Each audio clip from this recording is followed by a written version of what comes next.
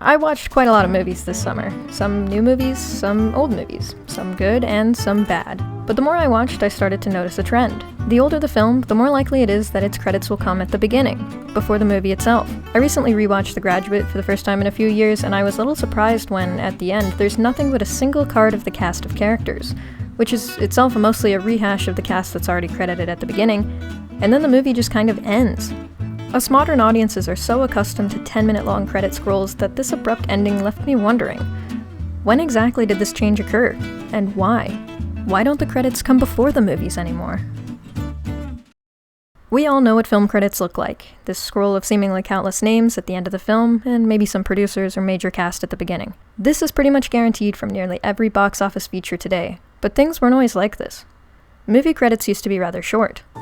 According to Tim Sherry, director of screen studies at Clark University, before the 1960s, they tended to be in teams, usually only the leader of a unit receiving any on-screen credit. So the art director may be listed, but not necessarily all of the painters, decorators, landscapers, and carpenters that worked for him or her. The 1942 classic Casablanca has opening credits that are just over 60 seconds, and no closing credits. And this was the norm up until the end of the golden age of Hollywood in the early 60s. A notable exception to this is Citizen Kane, which features no opening credits and begins only with a title card, an extremely uncommon practice at the time of its release in 1941. From roughly the 1920s up until the 60s, Hollywood was dominated by the studio system, which saw the 5 largest production companies holding complete control over production, distribution, and exhibition of feature films.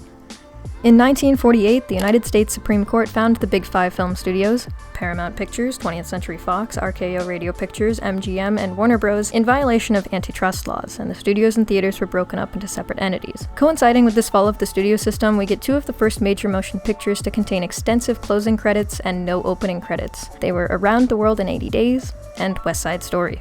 After the death of the studio system, there was a significant shakeup in the film industry.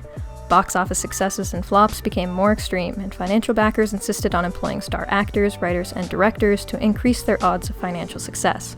Most actors and film crew workers became freelancers following the end of the studio system, no longer bound by long studio contracts. As American movies experienced an increase in overseas prominence, the names and likenesses of star actors became a big box office attractor, and these actors were given a newfound power under this independent system. Around this time, a new technology was starting to become commonplace in American households that would come to change everything: television.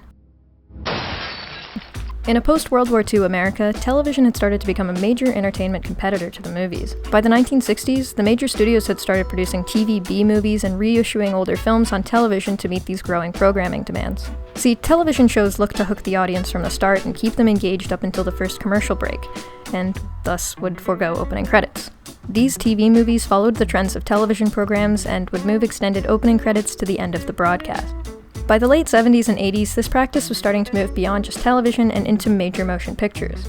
Beginning a movie with nothing but a title card, or even sometimes just a cold open before even the title card, was a practice popularized by Steven Spielberg and George Lucas. George Lucas actually left the Directors Guild of America after being fined $250,000 over his decision to omit opening credits from A New Hope and Empire Strikes Back. It's worth noting there were plenty of Hollywood films released before Star Wars that had no opening credits, such as the aforementioned Citizen Kane, Kubrick's 2001: A Space Odyssey, and Francis Ford Coppola's The Godfather. According to San Francisco State University film professor Joseph McBride, when freelancing replaced the studio contract system, studios and producers realized they could pay people less if they gave them credit. So the proliferation of credits went crazy in the 1970s and 80s to the point where now even the honey wagon driver is credited. Part of this proliferation of credits comes from the advent of digitization. Shooting on celluloid film is expensive, and using a whole roll of film for a list of names that most moviegoers won't even stick around to see is a cost that simply isn't worth incurring for most film producers. And thus, as credits became cheaper to include, they've also gotten progressively longer. Today, almost all film crew workers are a part of a union or a guild, and these organizations have rules and standards that dictate the order and placement of names and credits. Production companies work closely with unions such as the Screen Actors Guild to make decisions as to who will be credited and when. These credits are extremely important to film crew workers, since so many crew members are freelancers who live or die by their credits. Most films still do have a brief opening sequence that lists the producers, director, stars, and co-stars that will appear. But with hundreds or even thousands of people whose next gig might rely on them receiving credit, the once commonplace phenomenon of films having only opening credits is effectively extinct. So, why don't credits come before the movies anymore? The end of the studio system and the increased power of movie stars contributed to longer credits. and the rise of television and a few emerging directors' stylistic choices got them moved to the end of the future. The advent of digitization in recent years has made credits far more affordable to include, and seen more workers receiving credit for their work. And now, having only a short opening credit sequence is no longer possible. So the next time you go to the movies, take a minute to watch the end credits, and appreciate the fact that all of these hardworking folks that contributed to the movie are receiving the credit they deserve, because filmmaking has always been a collaborative effort, and the industry has had to come a long way to acknowledge this.